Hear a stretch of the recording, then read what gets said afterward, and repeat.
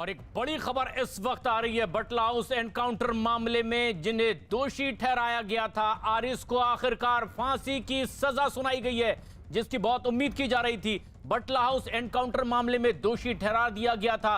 दरअसल ये आरिस जिसकी तलाश थी, देश भर में कई जगह और आतंकी हमले और बम ब्लास्ट में आरोप लगे थे।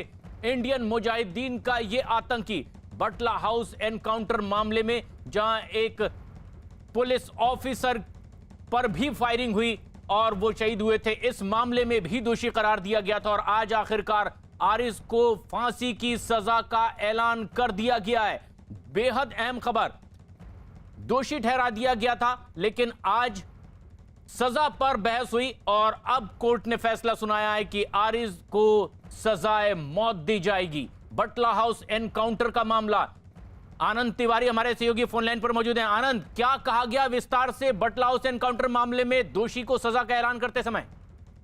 जी देखिए प्रशांत, साकेत की जो कोर्ट नंबर 314 है उसने अभी जो बटला हाउस मामले में जो एक दोषी थे आरिस खान, उसको फांसी की सजा सुनाई है और कोर्ट ने माना है कि ये case rare of the rare की श्रेणी में आता है और ऐसे लोगों का समाज में रहना खतरनाक है। और जिस तरह से पुलिस पर्सन्स पर ड्यूटी के दौरान हमला किया गया था जिसमें मोहनचंद शर्मा शहीद हुए थे, एक जो पुलिसकर्मी है वो घायल हो गए थे, दो आतंकी को मार गिराया था इनकाउंटर में दिल्ली पुलिस की स्पेशल सेल ने और वहां से दो आतंकी मौके से फरार हो गए थे। एक जो था उसे और आतंकी था उसे वहां से पकड़ा गया था। इस पूरे मामले में हाल में ही जो आरिस खान है उसे दोषी करार दिया गया था और उसके बाद आज कोर्ट ने ये माना है कि आरिस खान ने जो ये जुर्म किया था वो रेयर ऑफ द रेयर की श्रेणी में आता है, इसलिए उसे फांसी की सजा सुनाई जाती है। और इस पूरे मामले में जो ऑर्डर है वो उसमें पूरी जो टिप्पणी है वो कोर्ट ने इस पूरे मामले में की है। लेकिन जिस तरह से बटला हाउस इनकाउंटर मामला हुआ था उस पर कई राजनीति गरमाई थी और उस मामले में आरिस खान जो था वो मुख्य आरोपी था। मोहनचंद शर्मा पे गोली चलाने वाला ही ये दोषी था आरिस खान, जो भारत नेपाल बॉर्डर से जिसको 2018 में दिल्ली पुलिस की स्पेशल सेल ने गिरफ्तार किया था और इसे एक तरीके से बम मास्टर माना जाता था क्योंकि बम बनाने में माहिर था, आजमगढ़ का रहने वाला था। तो एक तरीके से एक हार्डकोर ये अपराधी और हार्डकोर एक ये आतंकवादी था इंडियन मुजाहिदीन का। जयपुर, अहमदाबाद और दिल्ली समेत कई जो शहरों में सिलसिलेवार जो बम धमाके हुए थे उसमें आरिस खान की भूमिका थी और स्पेशल सेल का सीधे तौर पर कहना था कि जितने भी जो मेन इंडियन मुजाहिदीन के धमाकों के की जिम्मेदारी के जो अलग अलग शहरों से मीडिया हाउस और पुलिस को जाते थे उसमें सीधे तौर पर आरिस खान के ही जो डिजिटल सिग्नेचर थे वो होते थे।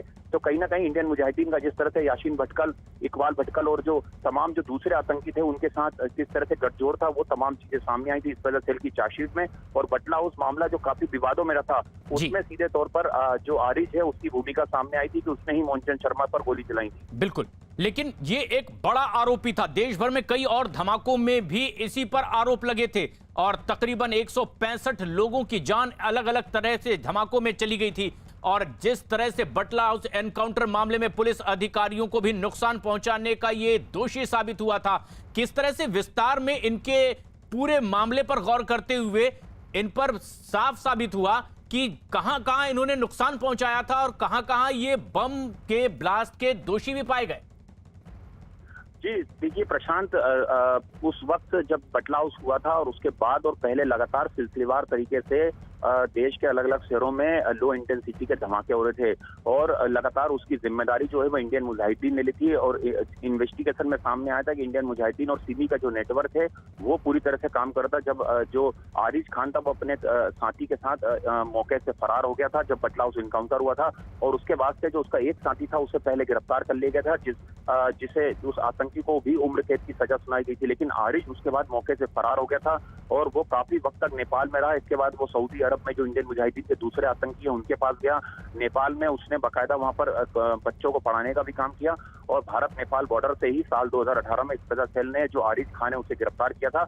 एक तरीके से बम बनाने का मास्टर उसे माना जाता था और जिस तरह से एक काफी हार्डकोर आतंकवादी के तौर पर उसे देखा जाता था क्योंकि स्पेशल सेल की जांच में चार्जशीट में बात सामने आई थी कि जो मेल जाते थे उसमें डिजिटल सिग्नेचर आरिस खान के ही होते थे।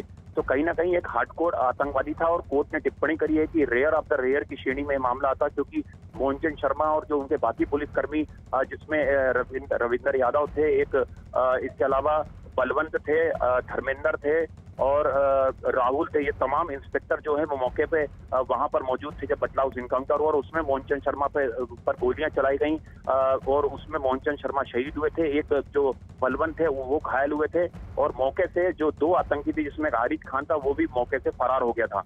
उस विवाद के बाद काफी बटला हाउस इनकाउंटर पे सवाल खड़े हुए थे, लेकिन जो पुलिस की चार्जशीट थी उसमें इलेक्ट्रॉनिक एविडेंस, मौके से मिले सबूत, मौके से मिले हथियार, कई फॉरेंसिक जो जांच थी उन्हें शामिल किया था और उसके आधार पर ये माना गया था कि वो एक आतंकवादी हमला था, इंडियन मुजाहिदीन का उसमें हाथ था। AK-47 जैसे जो हथियार हैं वो मौके से बरामद किए गए थे। जी, साल 2008 का ये मामला, बटला हाउस एनकाउंटर का मामला, जिसमें मोहनचंद शर्मा की भी हत्या हो गई थी, पुलिस ऑफिसर की, और 2008 के इस मामले को लेकर के लगातार सियासत भी होती रही और तब भी लगातार ये चर्चा का विषय था। लेकिन आरिज खान को आखिरकार दोषी माना गया था। आज सजा पर बहस हुई है और सजाए मौत, फांसी की सजा का ऐलान किया गया है। 2018 में आखिरकार इसकी गिरफ्तारी हुई। लगातार ये फरार था, नेपाल में रह रहा था, दूसरे देशों में रह रहा था और अब सजाए मौत का ऐलान किया गया है। आरिज खान को फांसी की सजा कोर्ट ने सुनाई है। किस तरह का गुनाह पाया गया है आनंद, आरिज खान ने जो किया है, और इसीलिए इसे फांसी की सजा सुनाई गई। बेहद अहम मामला, दिल्ली का बटला हाउस एनकाउंटर, जिसे लेकर राजनीतिक बयानबाजी भी होती रही और कई बयानबाजी विवादों में रही, जिसमें निर्दोष को फंसाने के भी आरोप लगाए गए थे। लेकिन इस मामले में कोर्ट ने आरोपी आरिज खान को दोषी करार दिया। आईपीसी की 186, 302 और कई और विभिन्न धाराओं के तहत दिल्ली के Karol Bagh, Connaught Place, India Gate जैसी कई जगहों पर सीरियल धमाके हुए थे और उसके बाद पड़ताल आगे बढ़ी। आरिज खान की गिरफ्तारी 2018 में हुई।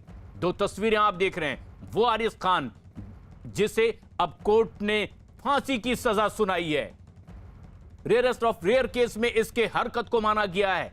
2008 का बटला हाउस एनकाउंटर, जहां पर बड़ी तादाद में सुरक्षा बल, आतंकियों की मौजूदगी, एनकाउंटर शुरू हुआ और ऐसे में पुलिस ऑफिसर की भी इसमें हत्या हुई थी और इसे दोषी पाया गया। आरिज खान को आज आखिरकार फांसी की सजा का ऐलान हुआ है। कई दिनों तक लगातार विवाद का यह मसला रहा, लेकिन सिर्फ बटला हाउस एनकाउंटर ही नहीं बल्कि देश में कई और ऐसे जगह बम ब्लास्ट हुए हैं जहां यह आरोपी रहा है। करीब 165 लोगों की जान अलग अलग धमाकों में चली गई थी।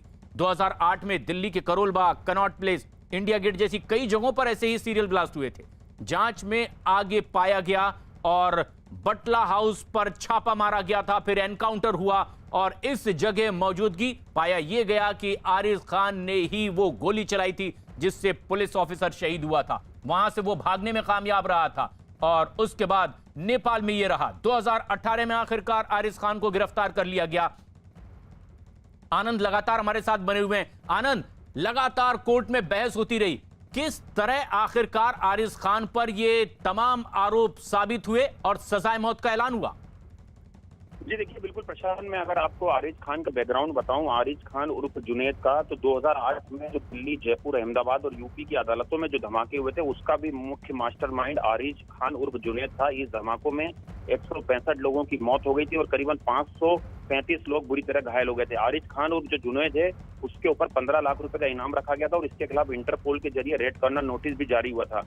इसके अलावा ये भी बता दें कि आजमगढ़ का रहने वाला है आरिज खान उर्फ जुनैद, जिसे साल 2018 में स्पेशल सेल की टीम ने गिरफ्तार किया था। और जिस वक्त आरिज खान की गिरफ्तारी थी उस वक्त इंडियन मुजाहिदीन एक अपना दूसरा मॉड्यूल खड़े करने की कोशिश में था, लेकिन उससे पहले स्पेशल सेल ने ये पूरी प्लानिंग को नस्तानाबूद करा। स्पेशल सेल को पता चला था कि जो सिमी हैं और इंडियन मुजाहिदीन के लोग हैं, नेपाल से युवाओं को अवैध तरीके से भारत में भेजकर और यहाँ पे रिक्रूट करने की प्लानिंग कर रहे हैं। उसी दौरान जो आरिज खान है उसे गिरफ्तार किया गया था।